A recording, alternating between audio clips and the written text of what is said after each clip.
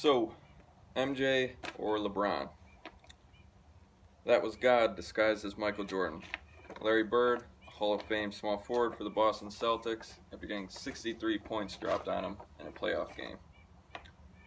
Ever since LeBron James came back from a 3-1 deficit against the Golden State Warriors, the debate for who is the greatest basketball player of all time has been going on.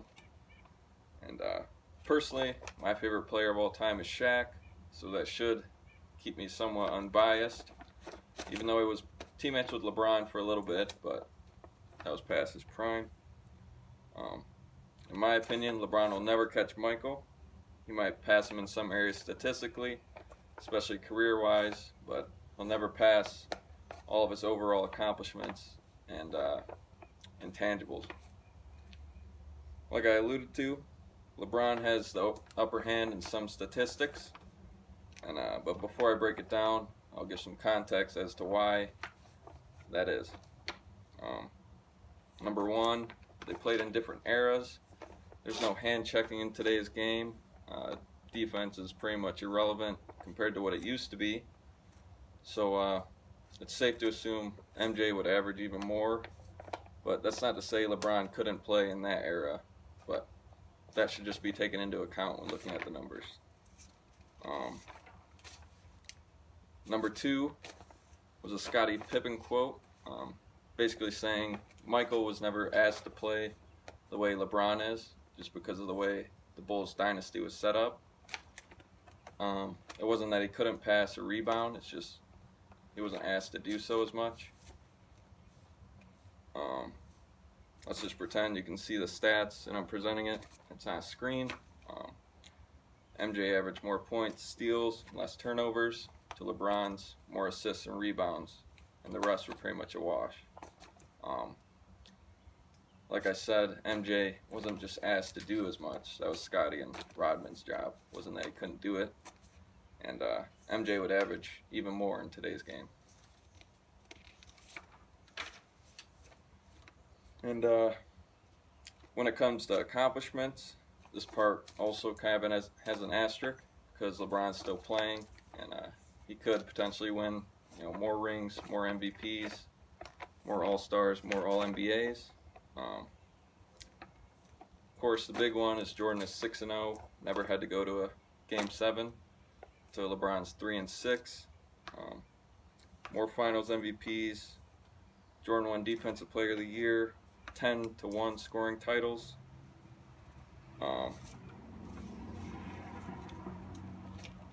Yes, LeBron made it to 8 straight finals, to Jordan's 3, and then he took 2 years off, really 2, and then 3 again. Part of that is because really no one was in LeBron's way most of the time, other than the Celtics, big 3, and even they were getting old, or so the East was pretty weak compared to the West during that time, and MJ took the 2 years off, so he could have potentially made 8 straight, and he retired with time on the clock, so he could have also added to what he already had. People love to say LeBron had no help, or Jordan's situation was different. The only advantage I'd give Jordan is he played in college at UNC and was able to develop more before reaching the league. But Chicago was terrible before he got there, and has been terrible since he left. Similar to how Cleveland was, so it's not like he was for a winning organization. But MJ never gave up on Chicago, and he stuck through it after not being able to get through the Celtics, and then not being able to get through the Pistons. He didn't go team up with someone else or leave or give up, compared to LeBron going to Miami and getting help from Wade and Bosh. That just wasn't how MJ was. And finally, if all their statistics were to match up, really it's the intangibles that separates MJ from everyone else.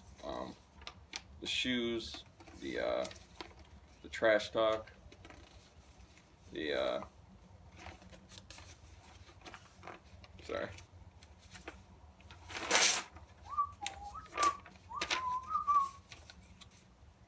this is what made MJ MJ. There have been other great scorers and dunkers and defenders, but there's only one Michael Jordan. Really, the closest thing to him was Kobe. LeBron should be compared more to Magic, just because of how they play. Like LeBron is more of a 5-on-5 player, where MJ is a 5-on-5, and he's probably the best 1-on-1 player ever. You know, the whole be like Mike thing, the shoes. Just LeBron doesn't have that much of a following. People don't worship him like that all across the world. MJ was similar. MJ and the Bulls were similar to like the Beatles, where MJ was like John, compared to LeBron is like friendly and likable. Or, you know, some people didn't like John, but he was still John of the Beatles. Yeah. So basically, there's only one MJ, and really, there's no passing him up.